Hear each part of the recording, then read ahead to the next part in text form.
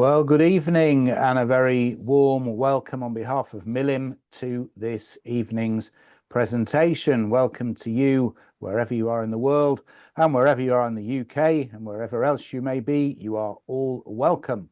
Our series of online talks and conversations continues with our returning guest, Yanky Fachler, and I'll introduce Yanky to you in just a moment. A little housekeeping first. Please do ask questions. You can do this by typing whatever you'd like to ask into the Q&A facility on your screen. We'll do our best to get through as many of your questions as we can.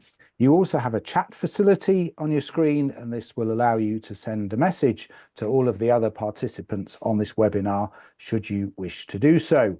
Finally, we are recording this event, and it'll appear on the Milim website at milim.org.uk in the next few days. There you can find recordings of other past events, as well as details of our future programme for which you can book tickets. And so to our guest this evening. Yanky Fachler is a writer, broadcaster and public speaker who was born and raised in Letchworth. He's the founder of English Amateur Drama in Israel and is the founder and chair of the Jewish Historical Society of Ireland. Yanky produces a blog, Yanky's Morale Boosting Doodles, described as an antidote to all the bad news that surrounds us at the moment. And if you want to sign up to that, then email Yanky at yankyfachler@gmail.com. We will endeavour to share that address with you and maybe pop it in the chat as well at some point. This is Yanky's fourth visit to us. He's previously spoken about Moshe Dayan, Bletchley Park, and Jewish Letchworth, and as I think he has a couple of hundred of these talks up his sleeve, I very much hope we'll have him back again. This time his talk relates to Israel's War of Independence and an aerial dogfight in January 1949. Yanky joins us from Ireland. Welcome, Yanky. Wonderful to have you back, and over to you. Thank you, and hello to everybody.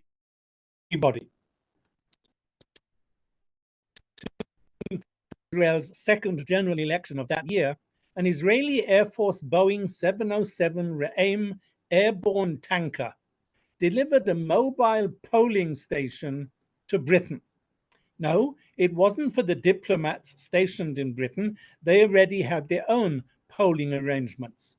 This mobile polling station was for Israeli pilots and ground crew in Britain. I doubt if the votes of the Israeli Air Force personnel in Britain influenced the Israeli election results, but it's an example of Israeli democracy in action. Wait a minute, did I say Israeli pilots and ground crew in Britain? Yes. Israeli aircraft were participating in an aerial drill in the UK as part of a 3-week-long exercise known as Cobra Warrior.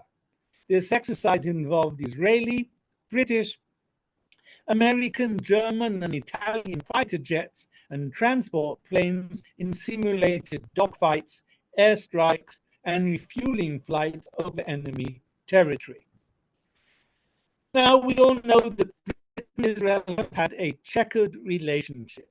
And despite the current issues between Britain and Israel over arms sales, it must be acknowledged that Britain was one of several countries that helped thwart Iran's massive missile attack on Israel in April this year. Go back to the very birth of the State of Israel in May 1948. Israel's declaration of independence was bitterly opposed by Britain, the former mandatory power in Palestine. And most of the armies that invaded the new state on the day of Israel's independence were commanded by British officers. Miraculously, by January 1949, Israel had survived its war of independence. In the very last hours before the last ceasefire was to come into force, an aerial dogfight involving a single-seat Spitfire aircraft took place in the skies above the Sinai Desert. Was the Spitfire dogfight on that January day between Israeli and Egyptian aircraft? No. Was it between Israel and the Royal Jordanian Air Force? No. The dogfight was between the fledgling Israeli Air Force and the RAF, the Royal Air Force.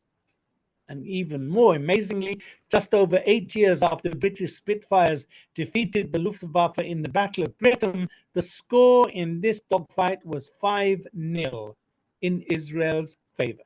That's right, Israel shot down 5 RAF aircraft for the loss of no Israeli aircraft. So this evening, we will explore how this happened, why this happened, and why Punkt on the last day of the war.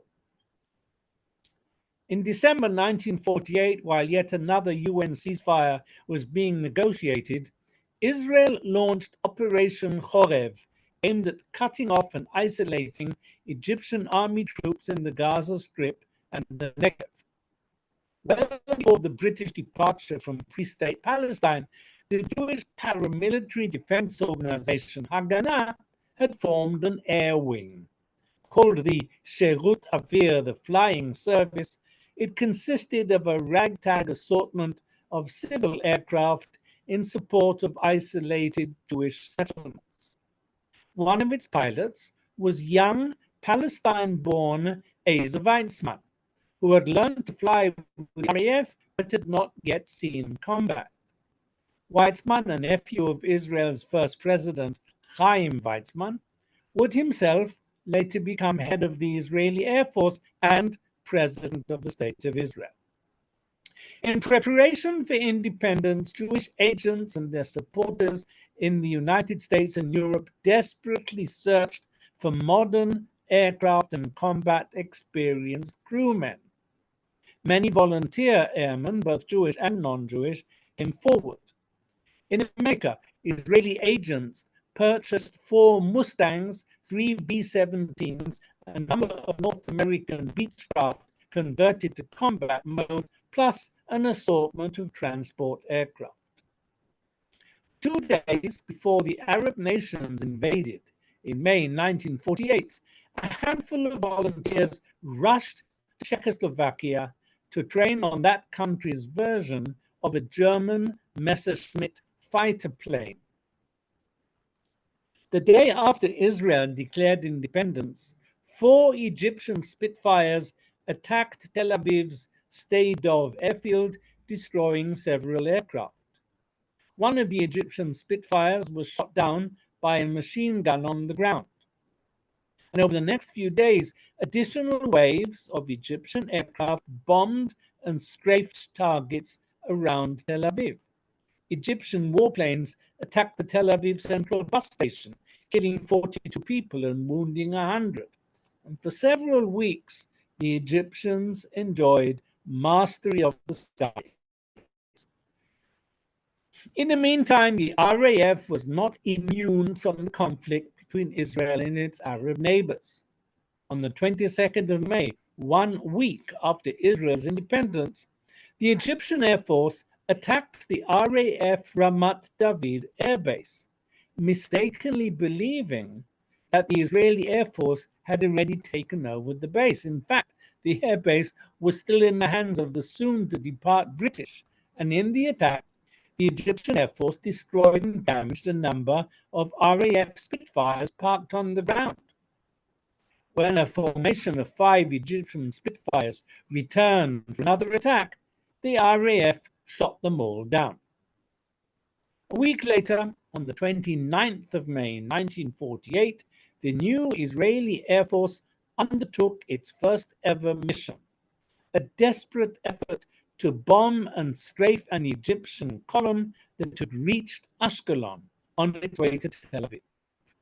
Although the actual damage inflicted by the 4 pilots on the 6,000 Egyptian troops was minimal, the psychological damage was huge. The Egyptians were dumbfounded to be attacked from the air by 4 Messerschmitts with the Star of David on the side. the Egyptian brigade commander informed Cairo, "We were heavily attacked by enemy aircraft and we are scattering." The Egyptian army deflected to the east and Tel Aviv was saved.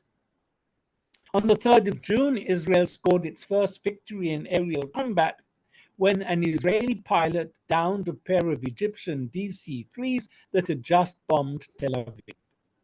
The first dogfight took place on the 8th of June when an Israeli fighter plane shot down an Egyptian Spitfire.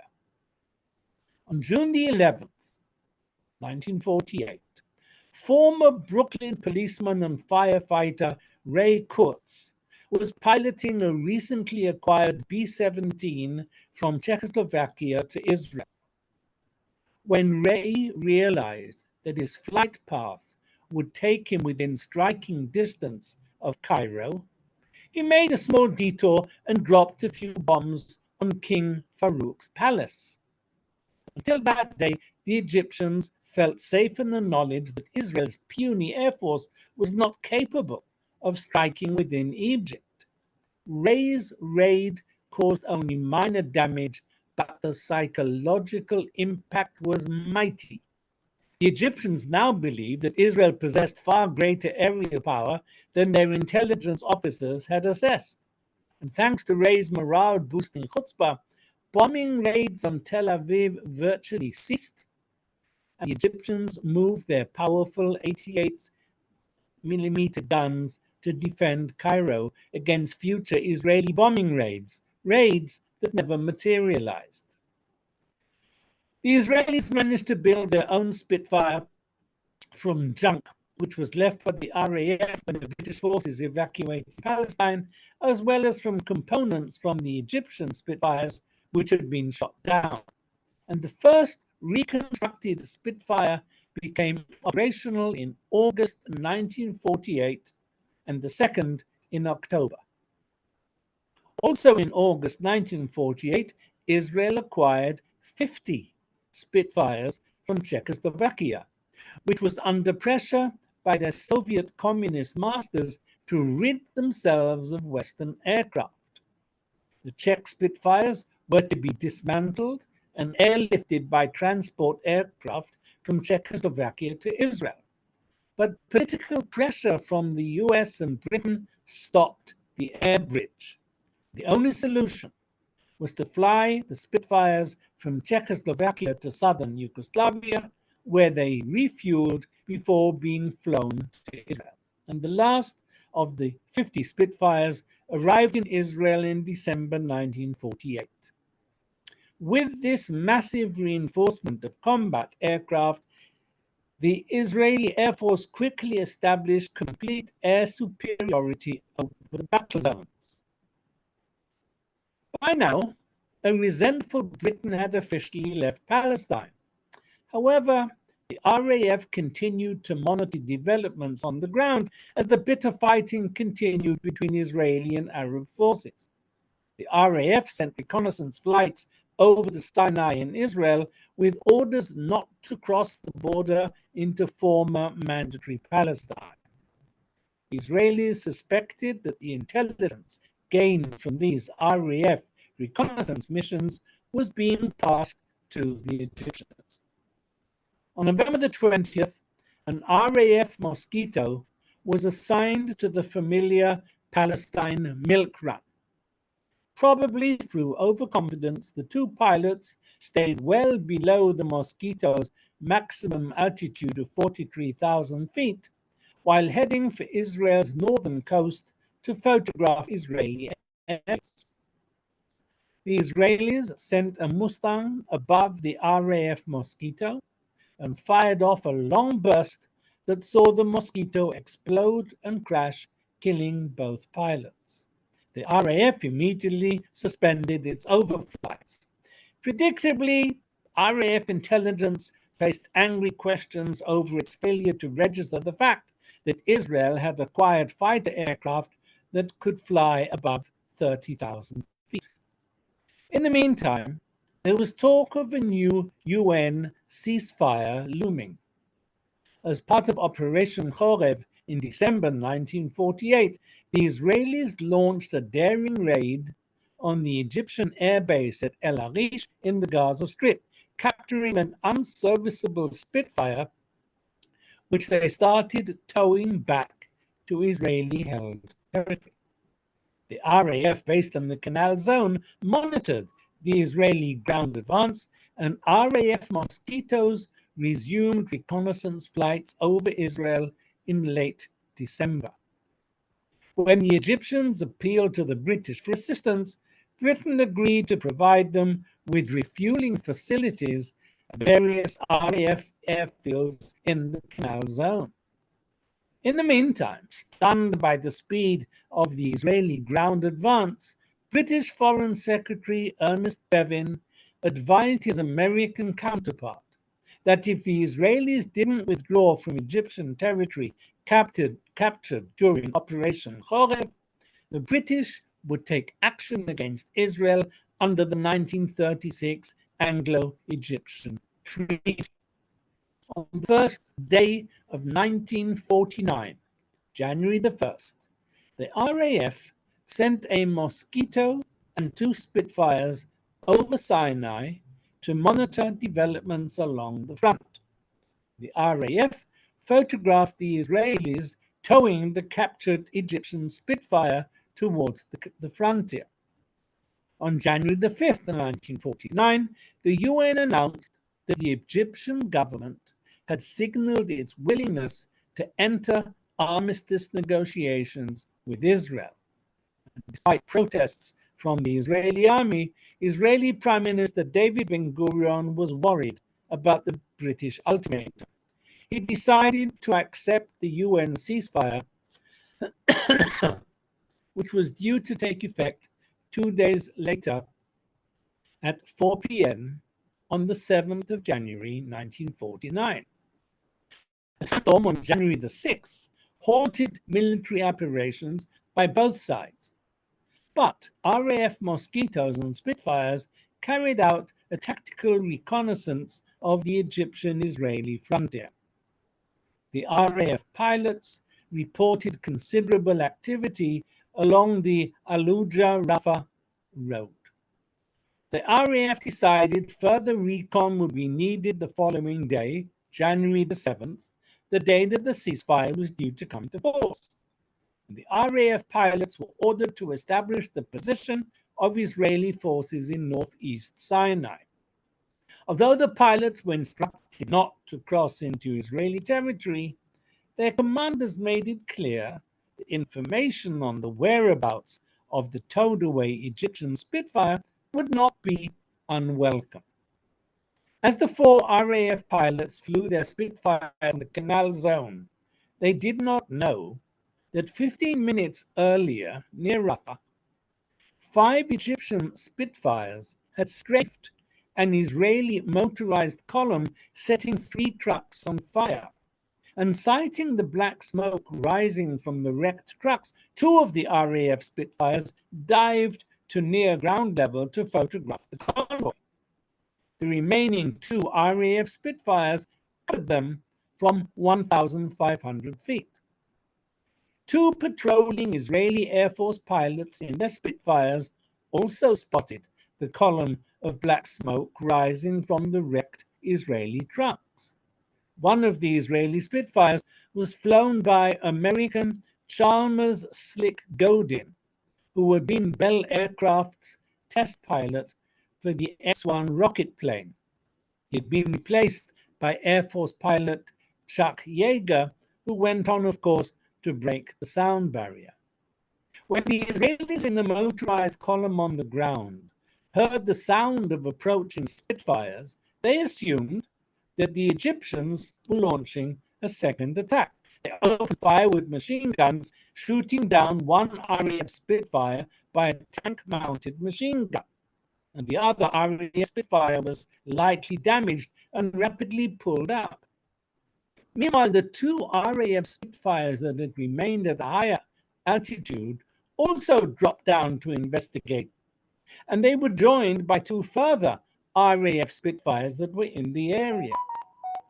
When the Israeli duo cited the formation of 4 RAF Spitfires, they made the same assumption as their colleagues on the ground.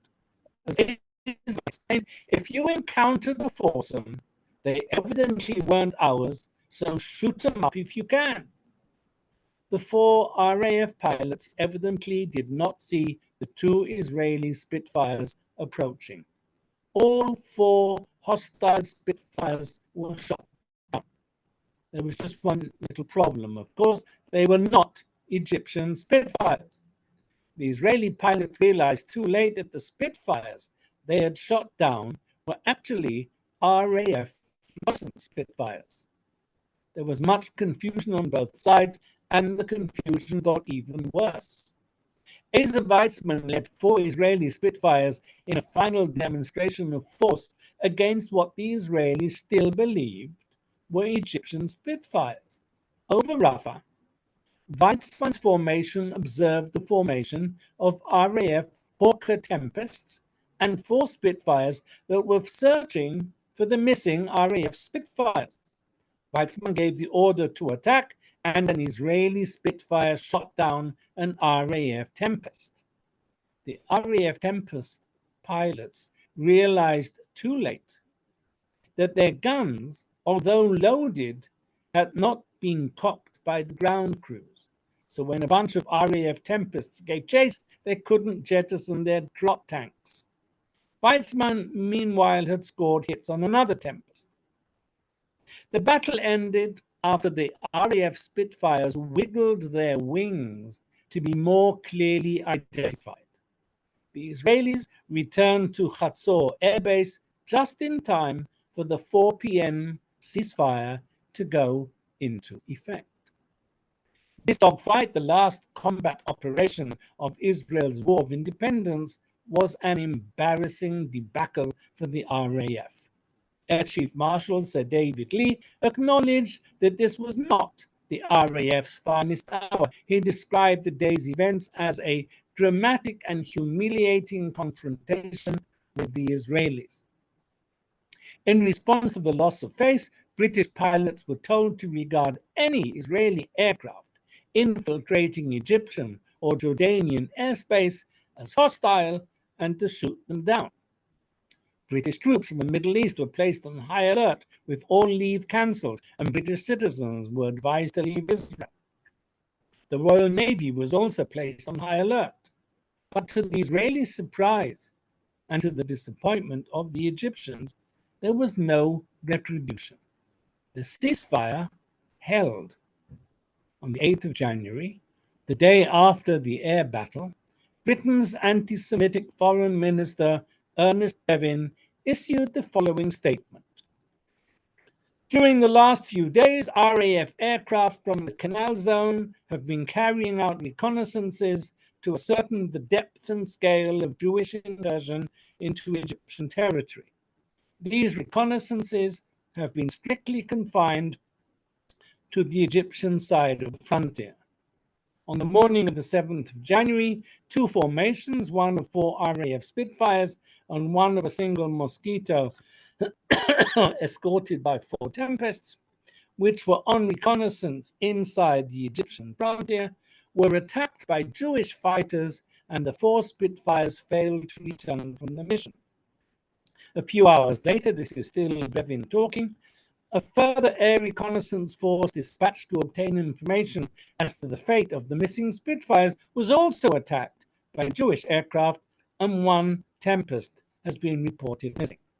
Our aircraft have been under strict orders to avoid combat, and in view of these unprovoked attacks, our aircraft have now been instructed to regard as hostile any Jewish aircraft encountered over Egyptian territory. Listen carefully to Bevin's choice of words. Jewish fighters, not Israeli fighters. Jewish aircraft, not Israeli aircraft. Tell that to anyone who tries to distinguish between anti-Semitism and anti-Zionism. Britain only recognized Israel de facto 1 year after independence on the 13th of May 1949, and de jure almost 2 years after independence in April 1950. In conclusion, there's a question we need to ask. Why don't we find the story of the Spitfire dogfight in which Israel downed 5 Spitfires for no losses in the history books?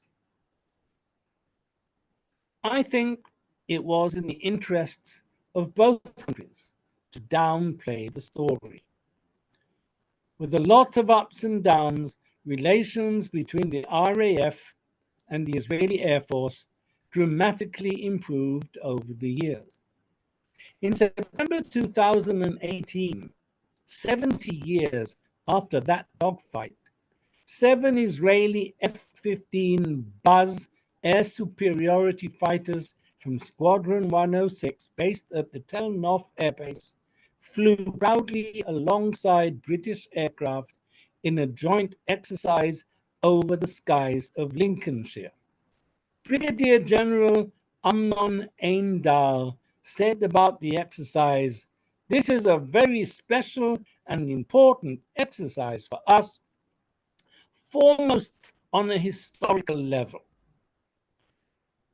The IAF was almost born from the RAF, as many of our first pilots had earlier flown with the RAF in the Second World War.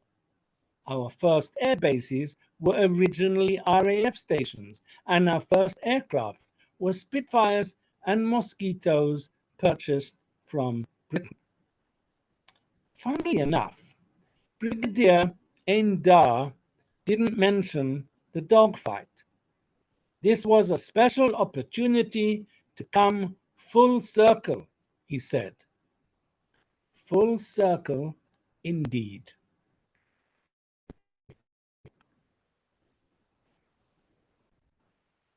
Well, what a fascinating story you've just told, Yankee. I'm sure some of the 50 or so people watching this will have some questions, so please do put them in the Q&A now.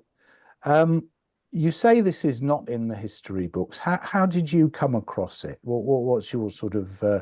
I caught a snatch of it somewhere, and I said, "Nah, this is somebody's made this up. Can't be.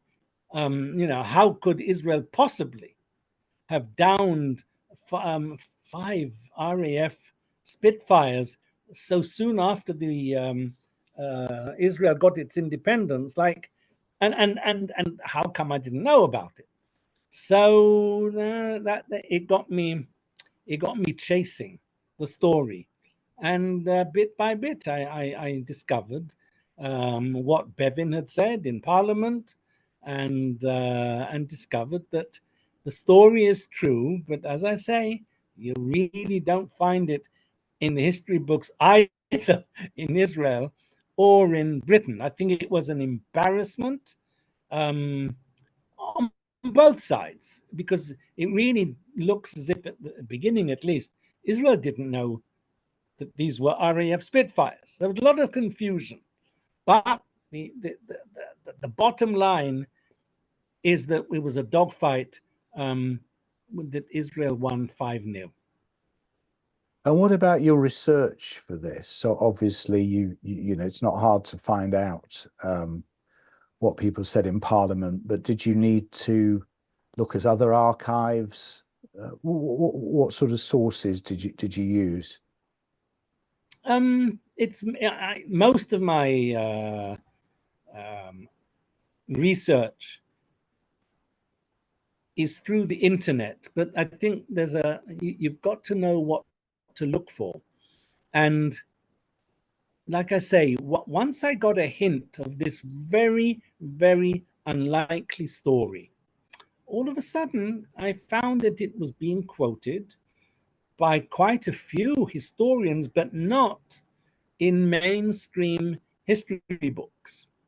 And often it was being quoted by people who are more interested in the history of aircraft than in the history of Israel or the history of Britain. And I do believe that there was a good reason, a good reason in their own minds, why the story never made it to the mainstream. I think it's a fascinating story, but you know why it gets in the way.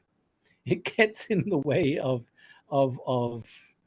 the regular story about the British mandate and how they left and how they often favored the Arabs when they left, and even the fact that a couple of weeks after the Israel had independence, the British were still in an airbase in the new state of Israel.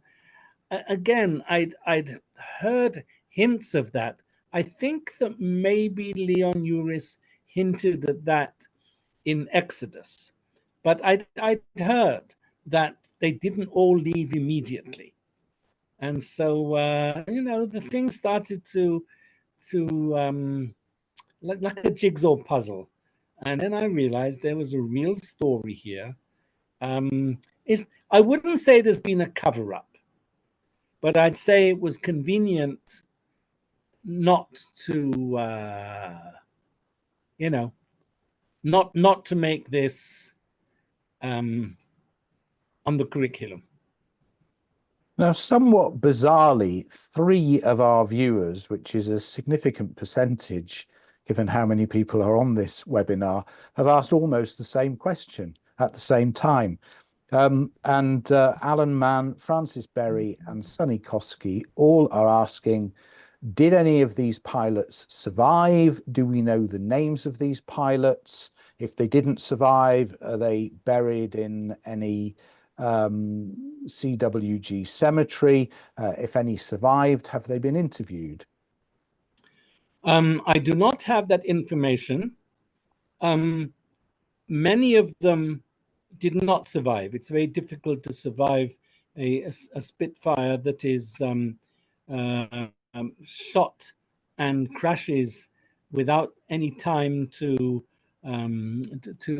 use a parachute.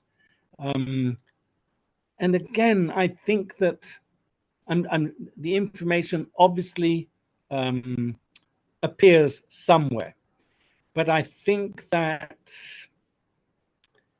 it was not in anyone's real interests even to follow this up loudly.